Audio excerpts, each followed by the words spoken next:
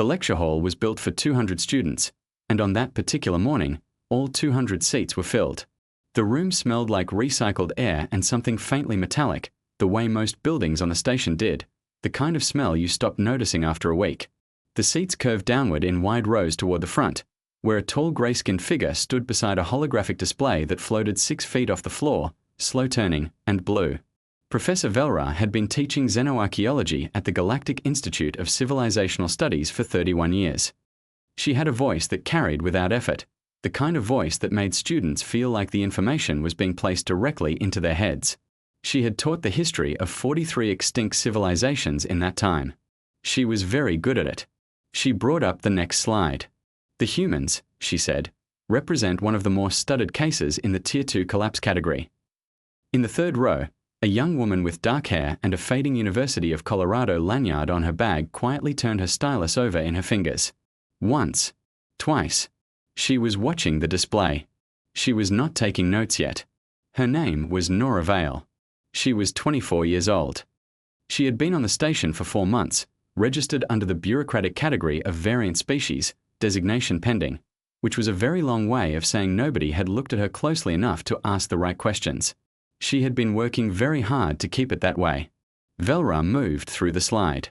The human civilization occupied a single planet origin point, third rock from a mid-range star in the Orion Arm, and showed strong developmental markers in the centuries before their collapse. High linguistic diversity. Advanced infrastructure. A documented creative output that the Institute's Cultural Archive Committee has described as, and I quote, unusually prolific for a species of their developmental age. A student in the back row asked what caused the collapse. Velra made a gesture that translated, roughly, as asterisk a list of reasonable guesses. Asterisk, the prevailing models suggest resource strain combined with internal conflict. There is also some support for a pathogen event.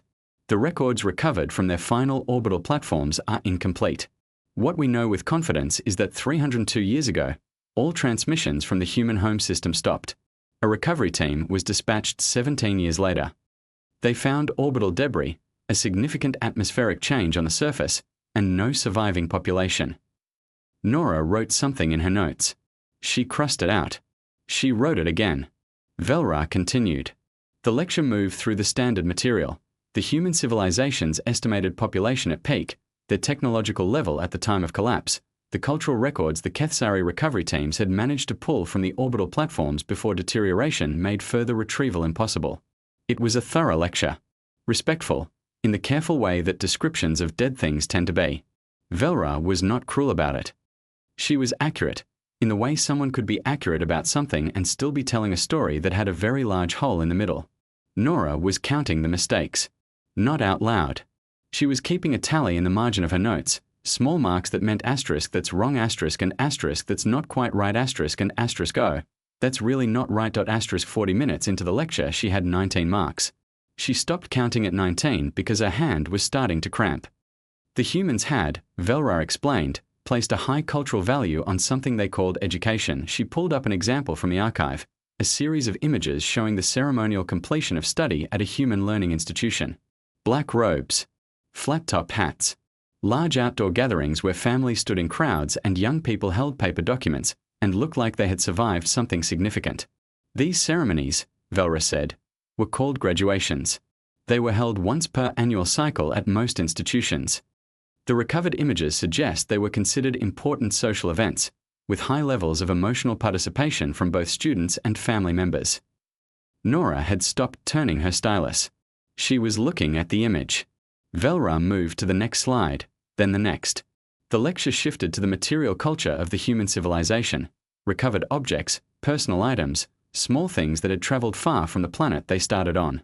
The Kethsari cultural teams had intercepted several unmanned human vessels over the decades following the collapse, drifting ships with no crew and no log destination, carrying cargo that had never reached wherever it was supposed to go. The contents of those ships were now in the Institute's archive. Documented. Preserved. Studied. Velra brought up the next image. It was a photograph. A physical print. High-resolution scanned. A young woman in a black graduation gown standing in bright sunlight, squinting slightly against the glare, holding a rolled diploma in both hands, grinning in the way people grin when they have finished something hard. Nora's stylus hit the floor. It bounced once under her seat. She did not move to pick it up.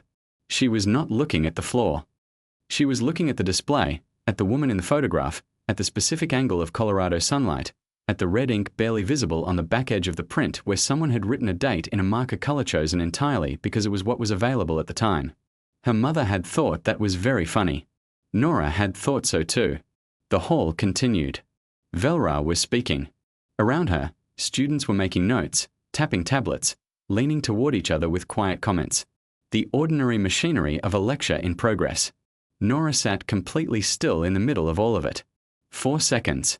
5. She raised her hand. Velra noticed. She paused with the grace of someone who had handled student questions for 3 decades and knew how to hold a room while doing it. Yes. Nora said, "Why are you displaying my graduation photo?" The question was not loud.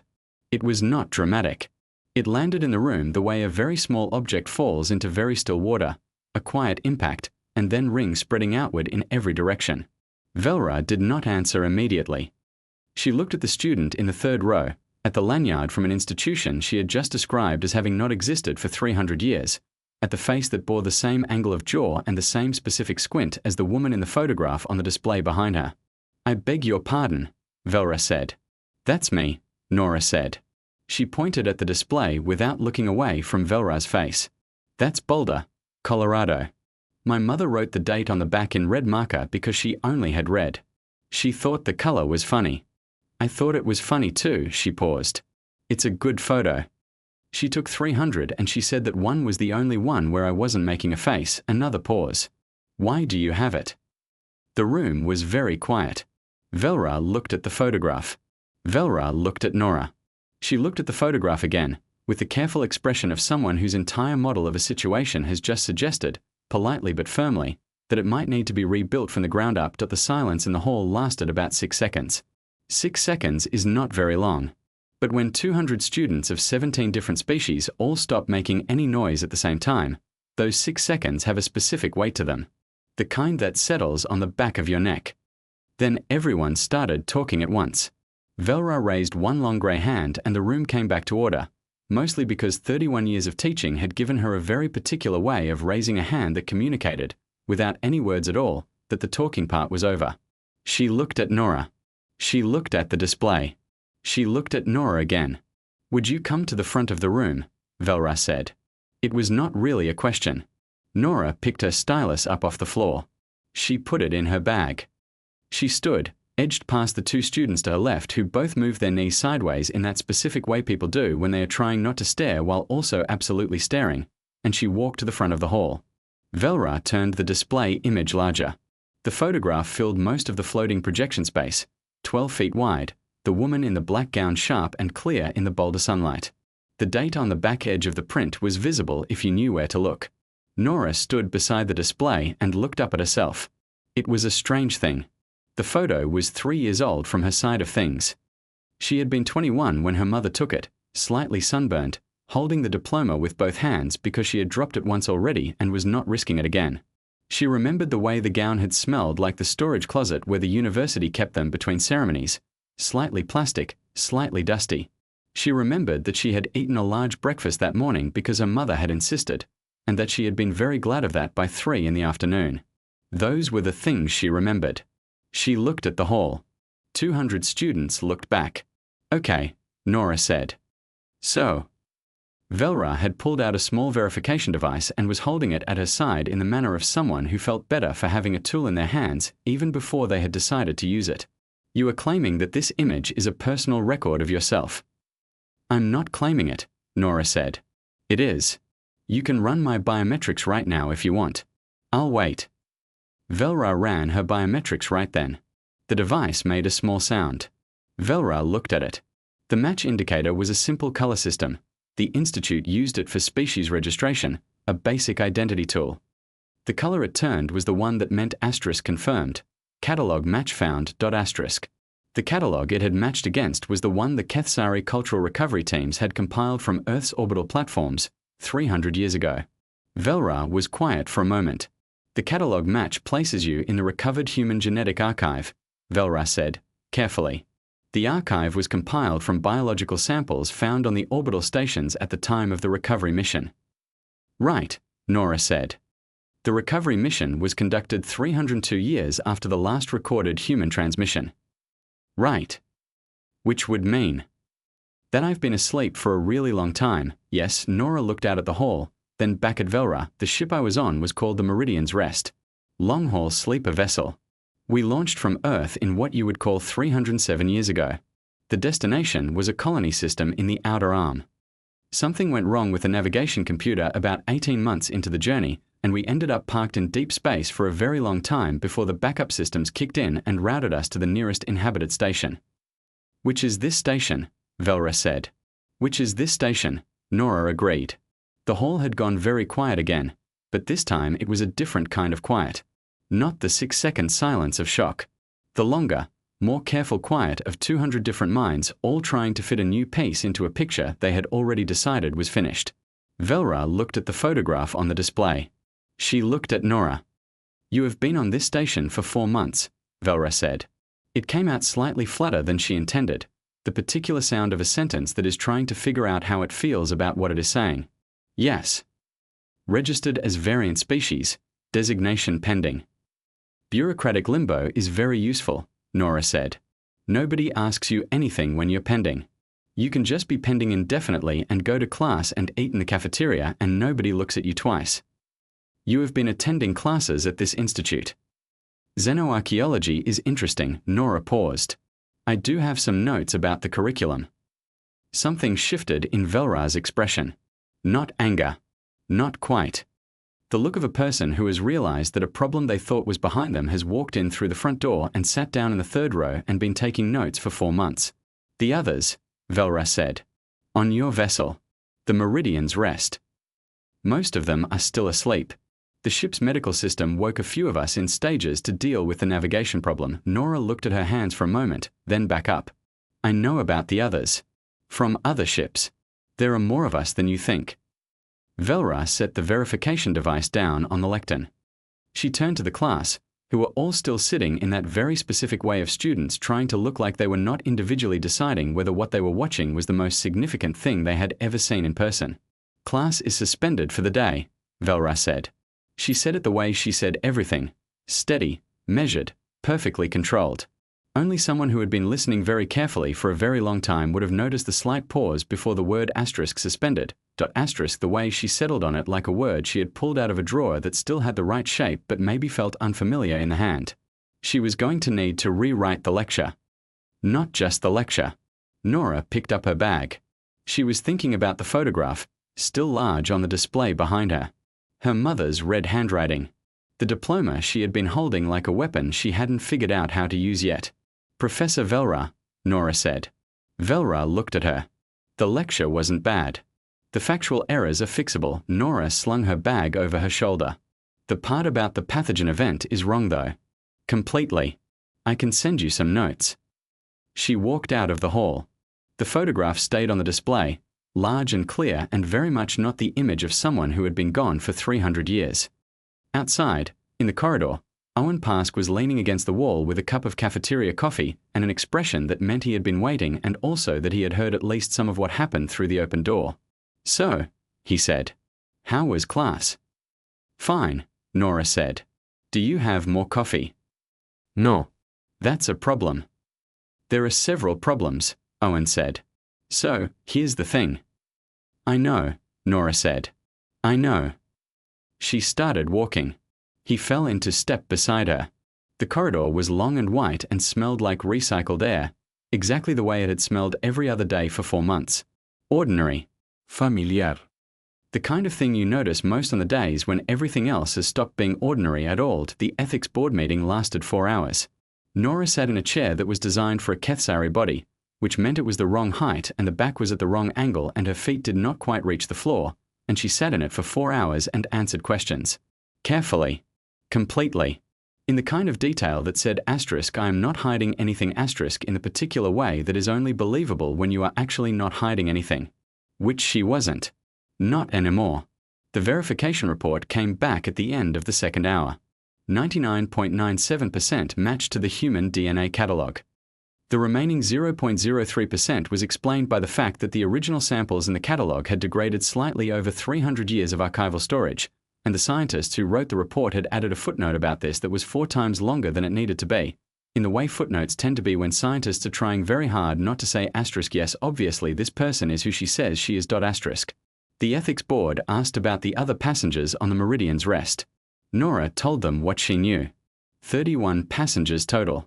7 of them had been woken in stages to manage the navigation failure. The rest were still in sleep chambers. The ship's medical system had them on a slow wake cycle. They would all be fully conscious within the next 8 months. The ethics board asked about other ships. Nora told them about those too. She had not been quiet about this, not to the ethics board, not to herself. In the 4 months she had spent on the station before the lecture, she had been careful about her own identity, but she had not been entirely invisible. There were channels. Not official ones. Just the informal, low-traffic communication threads that you find when you are someone looking for others like yourself, the way water finds the low parts of a landscape without being told where to go. She had found 14 other sleeper vessels that had made it to inhabited space in the last decade. 22 more that were somewhere in transit, their signals faint but readable if you knew what a human long-haul navigation beacon sounded like. The passengers on most of those ships had done what Nora had done. Filed for variant species pending. Kept their heads down. Survived. The ethics board noted all of this. Then they sent the report to the Galactic Registry. The Galactic Registry was a much larger organization with much more complicated feelings about what the report said. Owen told Nora about the first call from the registry's legal department while they were sitting in the cafeteria. He was eating something that the station's food printers described as a protein bowl, which looked like the food printer had tried to remember what a protein bowl was and had gotten most of the way there. He put his fork down and said, "So, here's the thing. You say that before every bad piece of information," Nora said, "because every piece of information is bad." She looked at him. The Kethsari filed territorial claims on 6 human colony worlds within the same week they submitted the Extinction Declaration, Owen said.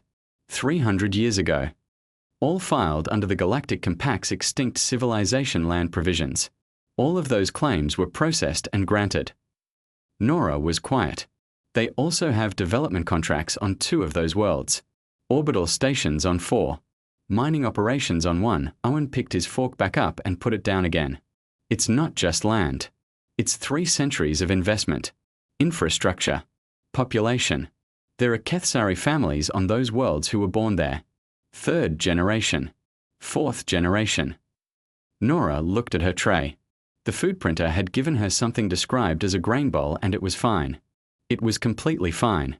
She looked at it with a great deal of attention. They didn't falsify anything, she said. No. They filed the claims in good faith. They had no reason to think anyone was still alive. Right. The Extinction Declaration was based on legitimate evidence. No transmissions. Debris field. Atmospheric changes on the surface. Right. So this is not a story about villains, Nora said. No, Owen said. It's worse than that. It's a story about paperwork. The paperwork in question had a specific shape, which Velra helped Nora understand over the following week.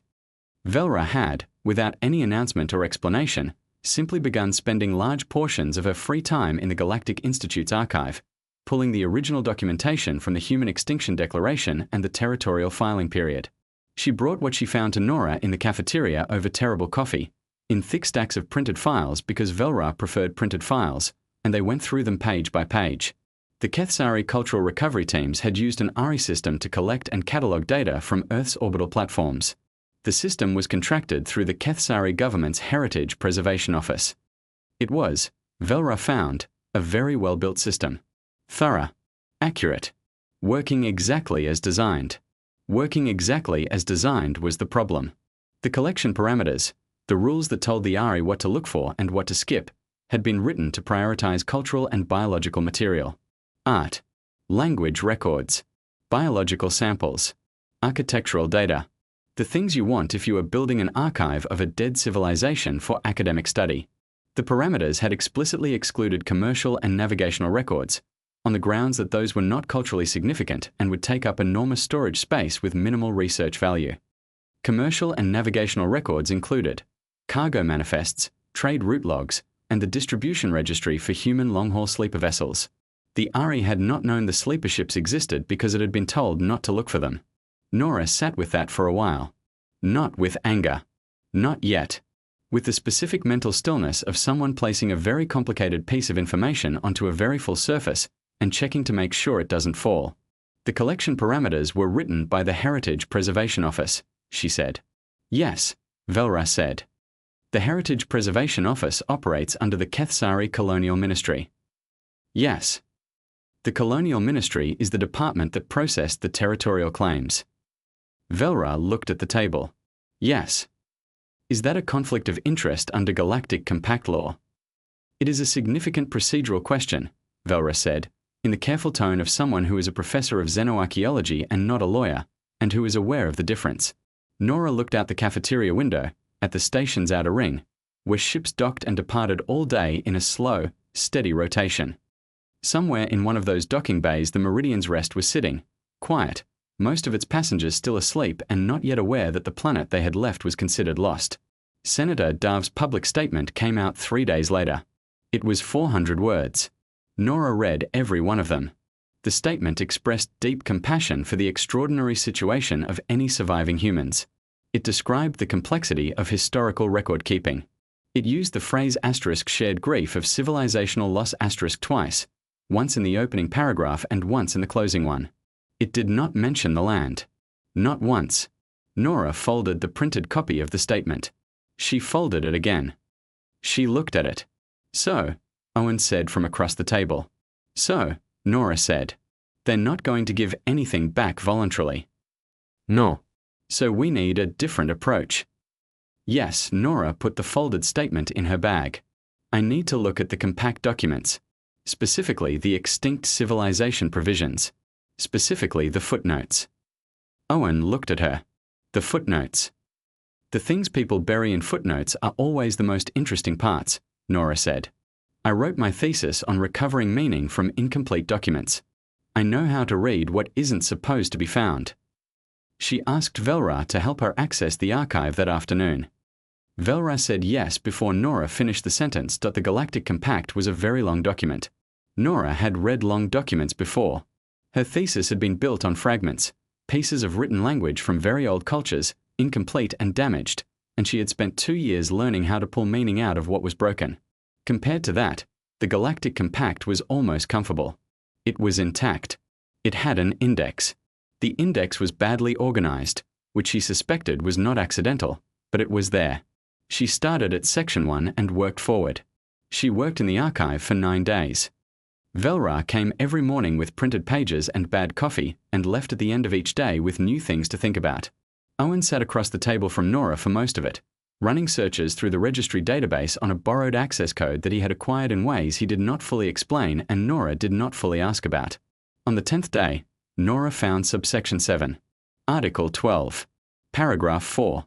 It was inside a clause about the rights and obligations of Galactic Compact member species during territorial dispute resolution, and it was written in the flat, airless language that legal documents tend to use when they are trying not to call attention to themselves. She read it twice. She read it a 3rd time. Owen, she said. He looked up. A species cannot be held as extinct under Galactic Compact law if a verified living member of that species formally petitions for species status reinstatement with the Galactic Registry. She put the document on the table and turned it so he could read it. And if that petition is filed, all territorial claims made under the extinct civilization land provisions are automatically suspended pending a full civilizational census. Owen read the paragraph. Automatically suspended, he said. Not reviewed. Not challenged. Suspended. Immediately. While the census process runs. How long does a census process take? The document doesn't specify.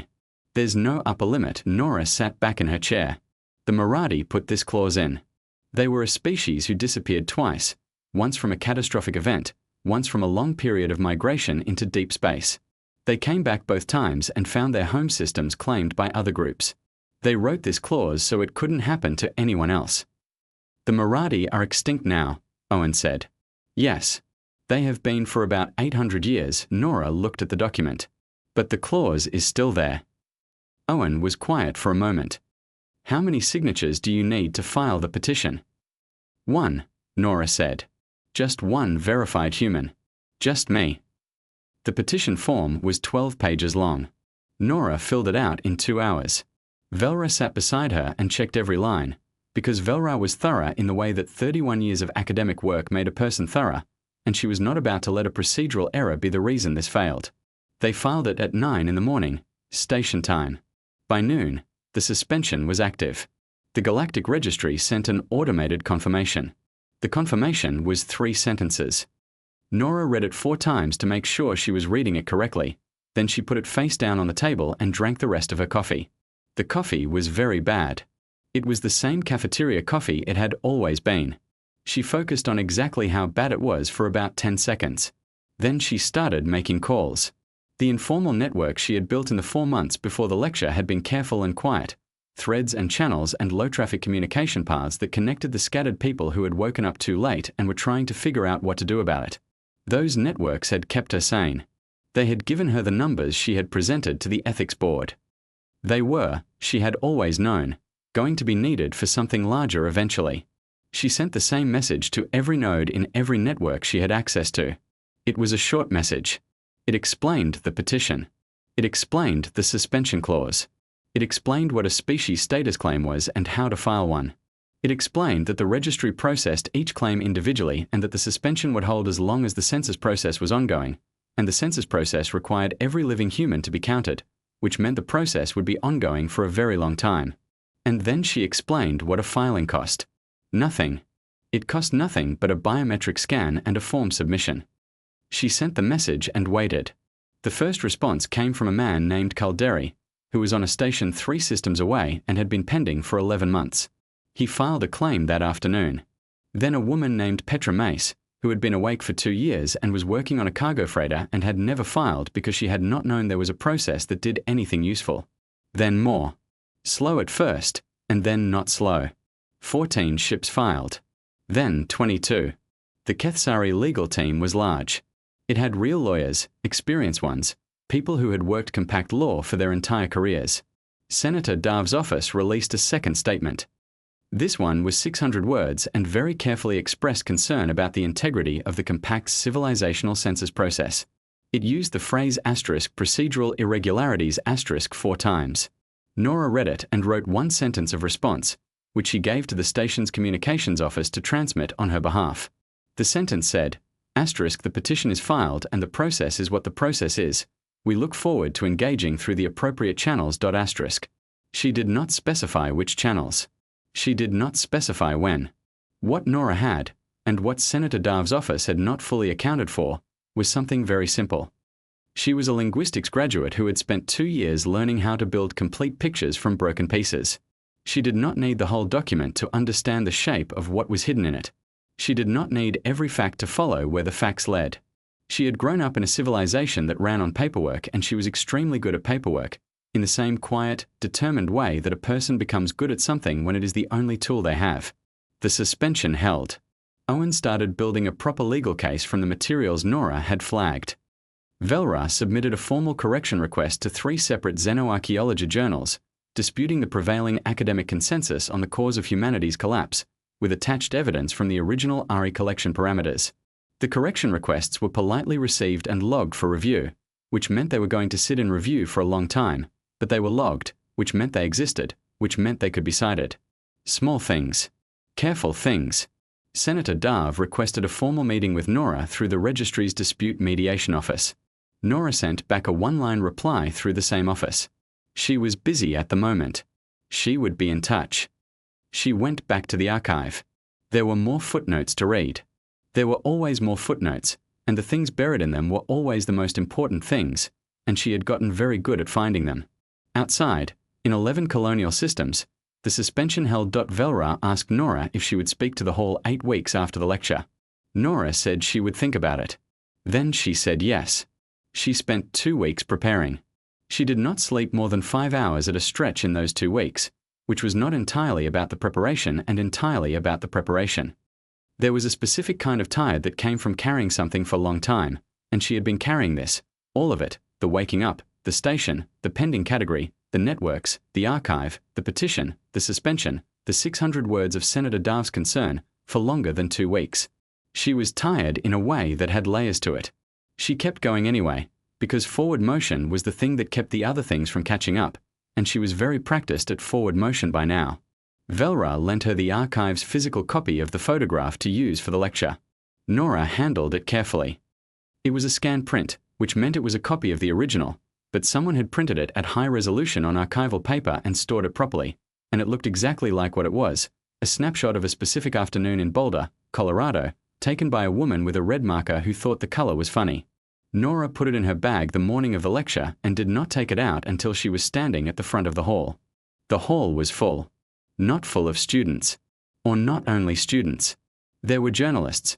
Nora recognized the press credentials on a handful of them from the station's media registry. There were 3 legal observers from different coalition member species, sitting apart from each other in the way legal observers tend to sit, carefully neutral. There were several Kethsari Institute faculty members in the back row, colleagues of Velra's, who had the look of people who were not sure yet whether this was an event they would be glad they attended. Velra was in the front row. And in the 4th row, 3 people sat together who had not been there at the original lecture. Nora knew who they were. She had talked to all 3 of them through the networks over the past weeks. A man named Calderi, who had been pending for 11 months and had filed his claim the same afternoon she sent the message. A woman named Petra Mace, who had worked 2 years on a cargo freighter and never told anyone what she was because there had seemed no point.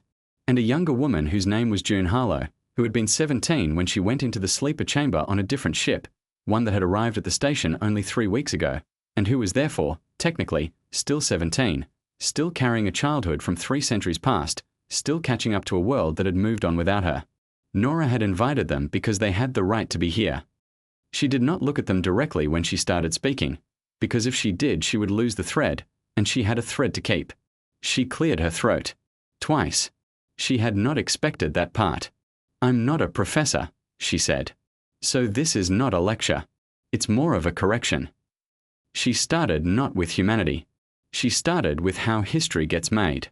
She talked about the recovery teams, and what they were built to collect, and what the collection parameters said, and what the collection parameters did not say. She talked about how the absence of something in an archive is not the same as the absence of that thing in the world, and how a document that has been designed to look for certain things will only find certain things, and how that is not always a mistake and is sometimes a choice, and how the difference between those 2 things matters very much. She used the phrase *pattern of convenience*. She used it once and did not repeat it. Velra was writing fast. The scratch of her pen was audible in the quiet of the hall. Nora talked about the Marathi. About a species who had written a single paragraph into a very large document because they had been lost twice and come back twice, and they understood, in a way that only experienced teachers, that paper matters. That the right clause in the right subsection can hold a door open that powerful people would very much prefer to see closed. She talked about the petition.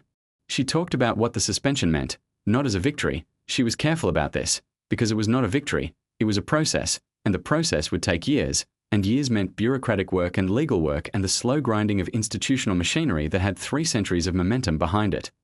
She did not pretend that was simple. She did not pretend it was going to be easy. Then she picked up the photograph. She held it up so the hall could see it. The woman in the black gown, squinting in the Colorado sunlight, holding the diploma with both hands. "This was filed in the archive as evidence of a lost civilization," Nora said. "It is evidence of a delayed one. Those are not the same thing." She looked at the image. We had coffee shops. We had very strong opinions about traffic and parking. We had graduation ceremonies, and we had mothers who thought writing in red marker was funny, and we had dissertations and arguments and recipes that didn't turn out right the first time. She paused. We had all the ordinary things that people have. We still do. The people sitting in the 4th row right now still do. And more are coming, from ships that have been traveling for 300 years, and they are going to wake up in a world they don't recognize, and what the Galactic Compact does with that, what this institution does with that, is going to matter. The hall was quiet. Not the 6-second silence of shock. Something longer. Something that had more going on inside it. "I'm not asking for pity," Nora said. "I'm asking for the census to run. I'm asking for the process that the compact itself built, to be allowed to do what it was designed to do. That's all. The Marathi built the door. We are just walking through it. She put the photograph down. She thanked Velra, she thanked the hall for their time. She did not make a speech about humanity's greatness or humanity's strength, because those were not the point, and she suspected that anyone who needed those words to understand what was happening in the room had not been listening to the rest of it. After, Velra stayed. Cal, Petra, and June stayed. The journalists filed out. The legal observers filed out. The faculty from the back row filed out slowly, 3 of them stopping to speak to Velra on the way. Nora sat in a chair in the front row with the photograph on her lap. June Harlow sat down next to her, the youngest of the 3, 17 by any measure that counted, carrying a childhood from a world none of them could go back to. She didn't say anything. She just sat down next to Nora and looked at the photograph. Nora let her look. Outside, in 11 colonial systems, the suspension held. The census process was ongoing. The process would take years. The process was running. That was the thing, the actual thing, not the speeches or the legal filings or the journalists or any of the large dramatic machinery that had assembled itself around this in the past 8 weeks. The process was running, and while it ran, the door stayed open, and that was what a dead species from 800 years ago had wanted when they wrote the paragraph, when they buried the clause, when they decided that the right words in the right place could hold something open for someone who hadn't arrived yet. Nora tucked the photograph carefully into her bag. She thought about her mother. She thought about the red marker. She thought about how her mother had laughed at the color, a full loud laugh, the kind she only let out when something struck her as genuinely funny, not politely funny. She had laughed, and then she had written the date anyway, because the color was funny but the date was important. That felt right, Nora thought. Both of those things at once. She got up. She went to get coffee. It was, as it had always been, terrible. She drank it anyway and went back to work.